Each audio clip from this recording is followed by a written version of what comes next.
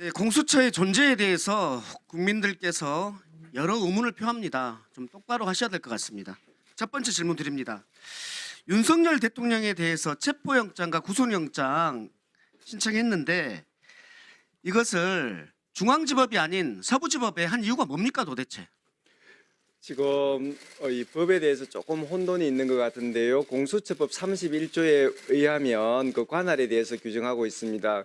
그런데 31조 그 전문이 규율하는 범위는 뭐냐면은 공수처가 공소를 제기하는 사건에 대해서 중앙법원의 관할을 원칙으로 하고 그다음에 또 후문에 그 공수처가 재량껏 공수처 검사가 할 수 있도록 되어 있습니다. 그런데 이 사건은 공수처가 공소를 제기하는 사건이 아니고 수사권만 갖는 사건입니다.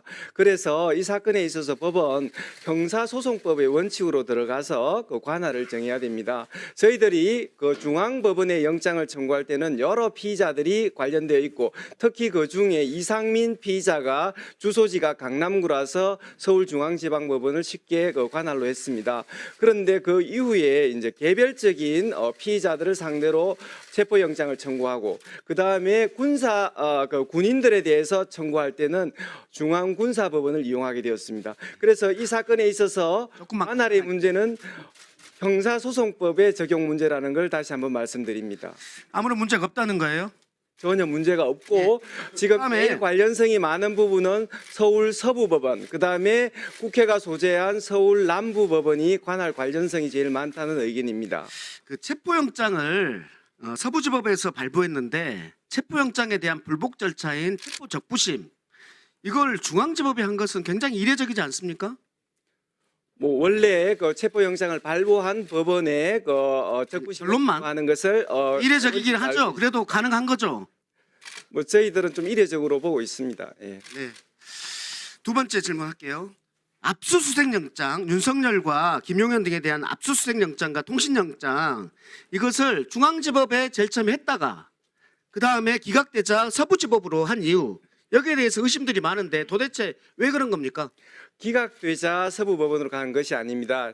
서울중앙법원에 영장을 청구한 것은 여러 피의자가 있었고 그중에 이상민 피의자가 피의자로 특정이 되어서 아까 말씀드렸듯이 서울 강남구에 주소지가 있어서 다행히 서울중앙법원에 그 관할이 있었습니다.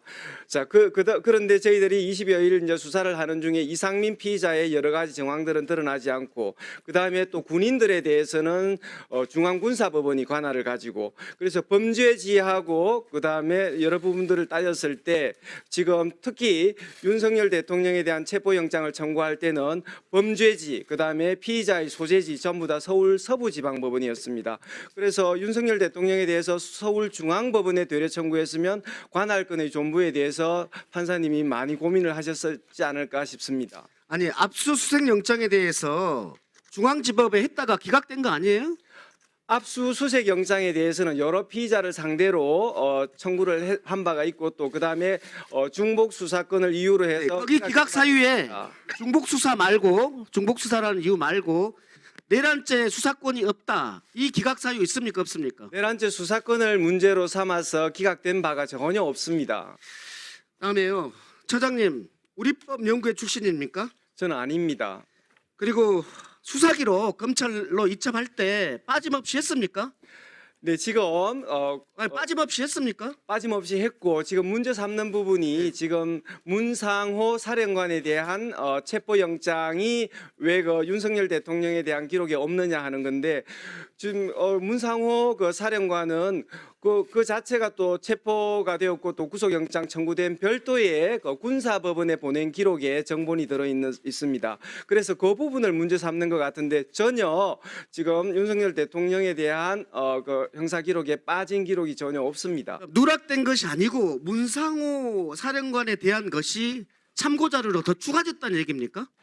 그 지금 사본이 아마 들어갔는지는 모르겠는데 문상호 사령관에 대한 체포영장은 문상호 사령관에 대한 형사사건에 정확히 들어 있습니다. 네, 알겠습니다. 그럼 국민들이 똑바로 보고 있어요. 똑바로 하셔야 됩니다. 예, 잠깐 스톱해 주시고요. 들어가십시오. 스픽스는 말하는 언론입니다. 대세는 유튜브, 그중에서 스픽스. 좋아요, 댓글, 구독, 알림 설정. 여러분이 저희를 사랑해 주시고 우리가 여러분을 사랑하는 4가지 방법입니다.